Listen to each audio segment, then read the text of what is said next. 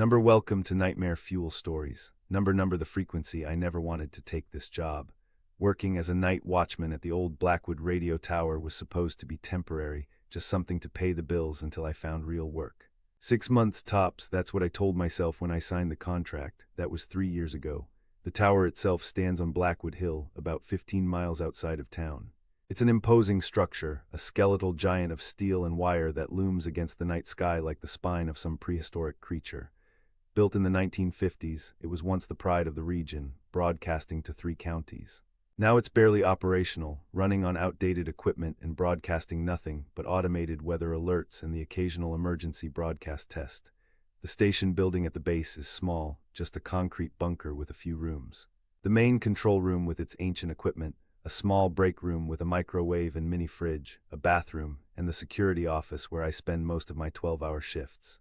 The walls are lined with faded photographs of radio personalities from decades past, their smiles frozen in time, eyes following me as I make my rounds.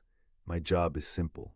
Monitor the security cameras, make hourly rounds of the perimeter, and ensure no one trespasses on the property.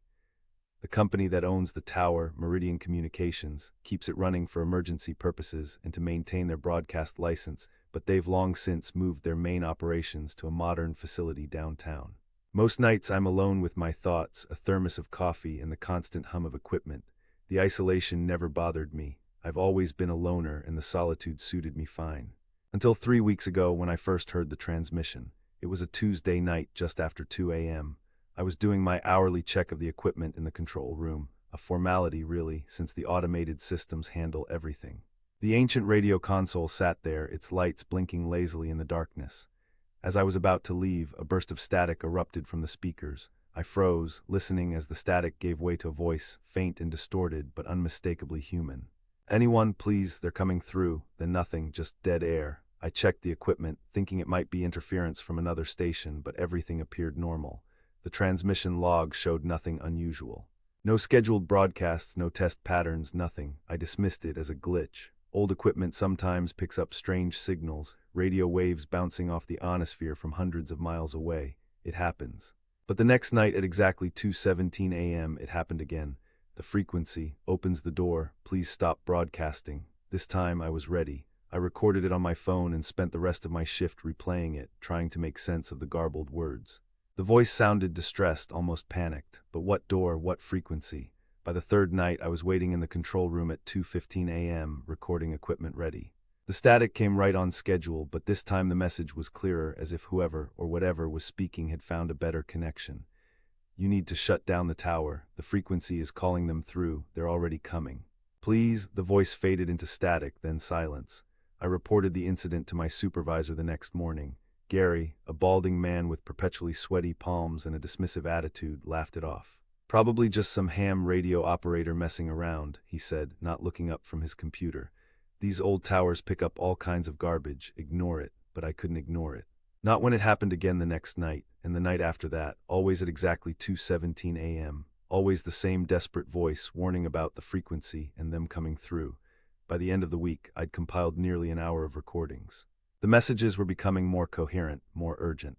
The voice, which I'd determined belonged to a man, probably middle-aged, spoke of entities that existed between frequencies, beings that had discovered our radio waves and were using them as pathways into our world. "They exist in the spaces between broadcast signals," the voice explained one night. "In the static, in the white noise. They've been trying to cross over for decades, but they need a specific frequency to create a stable portal.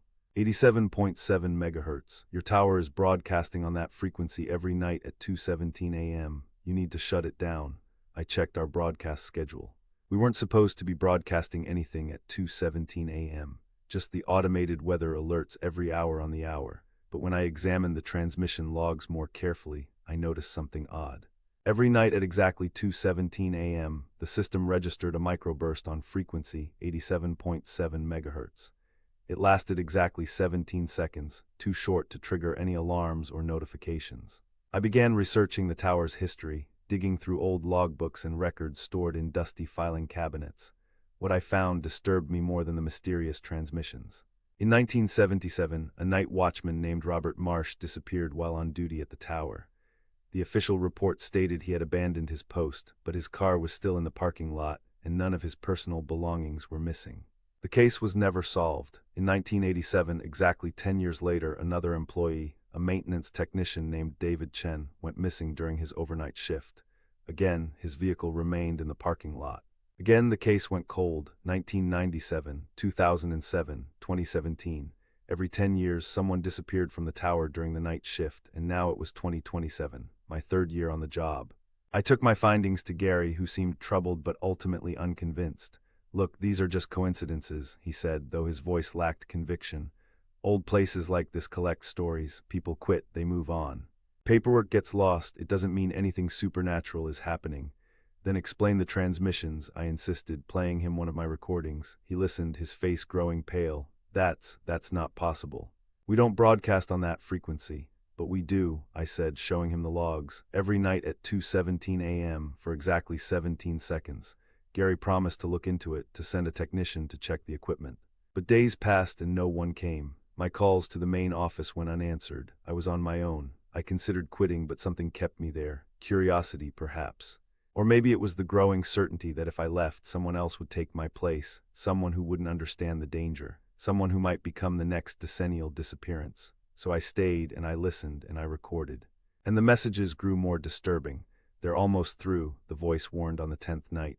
"I can see them now in the spaces between reality. Thin, elongated shapes that bend in impossible ways. They're hungry. They've been starving in their dimension for eons, and now they've found a way in." "Who are you?" I asked aloud one night, though I knew the voice couldn't hear me. "How do you know all this?" As if in response, the next transmission was different.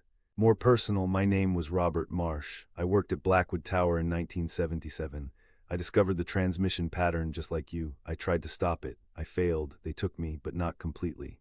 Part of me exists in the frequency now, trapped between worlds. I've been trying to warn others. Every 10 years the barrier weakens. They take someone new. They'll come for you next." Robert Marsh, the first disappearance. I felt a chill run down my spine. If this was true, if the voice really belonged to a man who had vanished 50 years ago, then the entities he warned about were real, and they were coming for me. I became obsessed with understanding the frequency. I brought in my own equipment, a software-defined radio receiver connected to my laptop, and began analyzing the 2:17 a.m. transmission. What I found defied conventional physics. The signal wasn't originating from our equipment at all. It was coming from somewhere else, somewhere not quite in our reality, and our tower was merely amplifying it, creating a feedback loop that strengthened with each passing night. By the 15th night I could hear them in the static, whispers at first in no language I recognized, then sounds like wet fingers sliding across glass, clicking noises that reminded me of insects but somehow wrong, too deliberate, too patterned. I tried disconnecting the broadcast equipment, but the transmission continued. I shut down the power to the entire control room, but at 2:17 a.m., the dead equipment came to life, lights blinking, dials turning on their own. The voice, Robert's voice, grew more frantic. "You can't stop it now, it's too late. The cycle is almost complete. They've locked onto your reality, your frequency, your specific vibration in the universe. They're coming for you just like they came for me, for David, for all of us." I began to see things in the corners of my vision, elongated shadows that moved against the direction of light. Reflections in the control room windows that didn't match my movements. The air in the building grew colder, despite the summer heat outside. On the 20th night, I barricaded myself in the security office, surrounded by monitors showing empty corridors and the silent, looming tower outside. At 2:16 a.m., the cameras began to malfunction. Static filled the screens, patterns shifting and swirling like liquid. At 2:17 exactly, all the monitors went black. Then they came back on, but what they showed wasn't the tower anymore. The screens displayed impossible geometries, corridors that bent at non-Euclidean angles, rooms that were larger on the inside than their exteriors would allow. And moving through these spaces were the entities Robert had described, thin, elongated figures that seemed to be composed of static and shadow, their limbs bending in ways that made my eyes hurt. They were searching, hunting. I knew with terrible certainty they were hunting for me. The phone rang, our ancient landline that hardly ever received calls. I answered with shaking hands. "Don't look at the monitors," Robert's voice said, clearer than I'd ever heard it before. "They can see you through them now. They're using the cameras as eyes, using the frequency to bridge the gap." "How do I stop them?" I whispered. "You can't, no one can. The cycle must continue. Someone must be taken. The tower demands it. The tower, I thought it was these entities. The tower was built for them, by people who knew what they were doing. The coordinates, the height, the specific broadcast capabilities, it's all by design. Blackwood Tower isn't just a radio tower, it's a beacon. a lighthouse calling to things that live in a dark sea we can't comprehend. The line went dead, and then I heard it, a soft, scraping sound coming from the corridor outside the security office. Something was moving out there, something that shouldn't exist in our reality. I checked the time, 2:20 a.m. The transmission should have ended 3 minutes ago, but I could still hear static coming from the control room down the hall. The signal was getting stronger, lasting longer. The scraping grew louder. It was right outside my door now. The handle began to turn slowly. I backed away, knocking over my chair. There was nowhere to run. The security office had only one exit. The door swung open. The corridor beyond was no longer the familiar hallway of the station building. It stretched impossibly far, the walls rippling like the surface of disturbed water. And standing in the doorway was a figure that made my mind recoil.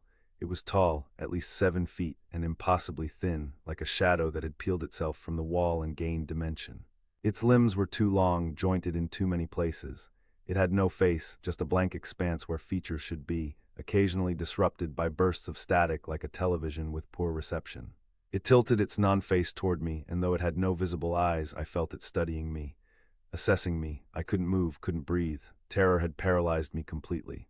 Then it spoke, not with sound, but directly into my mind, a voice like radio interference shaped into words. Your frequency MATCHES, you will transmit 4US. It reached for me with a hand that split into too many fingers, each one elongating as it approached. I finally found my voice and screamed. I lunged for the door, trying to slam it shut, but the entity was already partly through. Its arm, if you could call it that, stretched like taffy, wrapping around my wrist. Its touch was like ice and electricity combined, sending pain shooting up my arm. Resistance disrupts the frequency. Compliance is required, I fought, pulling away with all my strength.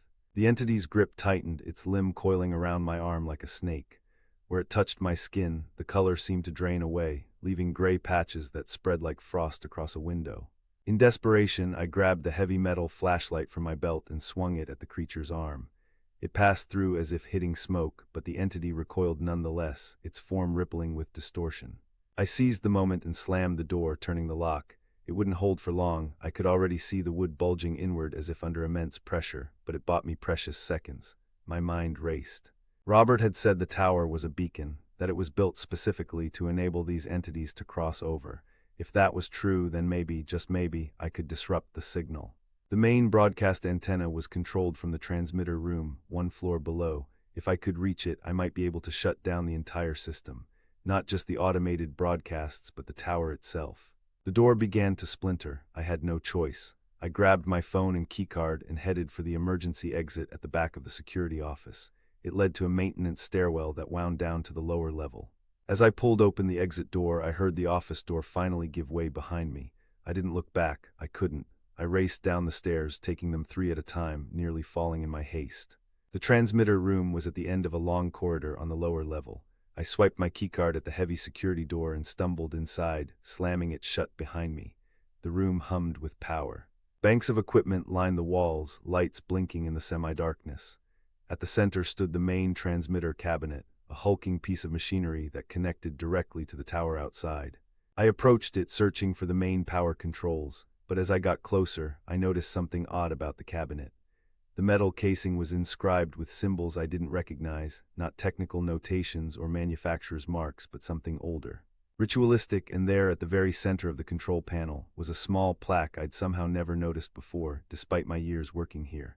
It read, Blackwood Resonance Project established 1957, opening doors between worlds, below it in smaller text. In cooperation with the Department of Defense Special Projects Division, this wasn't just a radio tower, it was an experiment, a deliberate attempt to contact, aliens, entities from another dimension. Whatever they were, the government had known about them, had built this tower specifically to reach them. I heard a noise from the corridor outside, that same scraping sound, closer now. They were coming. I had to act quickly. The main power switch was protected by a keyed lock. I didn't have the key, but I did have desperation. I grabbed a fire extinguisher from the wall and brought it down on the lock with all my strength. Once, twice, 3 times before it finally broke, I threw the switch. Nothing happened. The lights continued to blink. The hum of power remained steady. It won't work, came a voice from behind me. The tower doesn't draw power from the grid. Not anymore. I spun around. Standing by the door was a man in his 60s, wearing the uniform of a Meridian Communications supervisor, but I'd never seen him before. Who are you? I demanded. My name is David Chen, he said, or it was. Now I'm just part of the frequency like Robert, like all the others. David Chen, the technician who disappeared in 1987. You're not real, I whispered. I'm as real as anything in this place, he said, his image flickering slightly like a television with poor reception.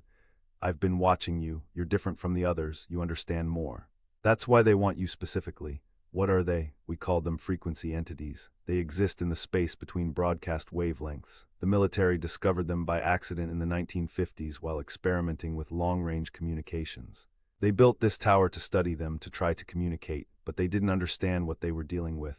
And what were they dealing with? David's form flickered again, more violently this time. Predators. The frequencies we broadcast are like blood in the water to them. They follow the signal back to its source. Every 10 years, when certain astronomical conditions are right, the barrier between our world and theirs is at its thinnest. That's when they can reach through and take someone. Take them where? To the space between, where we exist now, not alive, not dead, just broadcasting forever. The door to the transmitter room buckled inward suddenly, as if struck by enormous force. David looked at it, then back at me. They're here for you now. The cycle must continue. I don't want to be taken, I shouted, backing away from the door. There has to be a way to stop this. David's expression was pitying. The only way to stop it would be to destroy the tower completely. But they won't let you do that. They need it. They hunger. The door buckled again, the metal frame bending unnaturally. Listen to me, David said urgently, his form becoming more transparent by the second. We can't stop the cycle, but we can change it. If you go willingly, if you surrender to the frequency, you'll retain more of yourself. Like Robert and me, you'll be able to warn the next one. That's not a solution, I cried. That's just perpetuating the cycle. It's all we have, he said, his voice fading. The tower must be fed, if not you, then someone else. Someone unprepared. The door finally gave way. Beyond it wasn't the corridor anymore, but a swirling vortex of static and impossible geometries.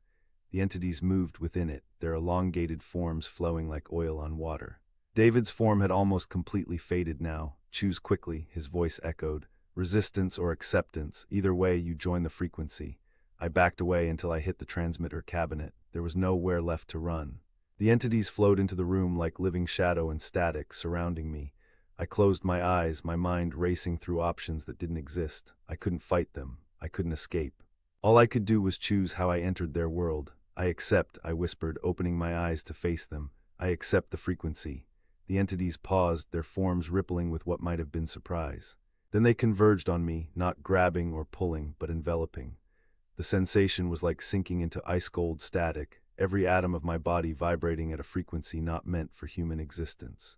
As my consciousness began to fragment, spreading across the wavelength, I had one final coherent thought. I would become like Robert and David, a voice in the static, a warning that would never be heeded. The cycle would continue.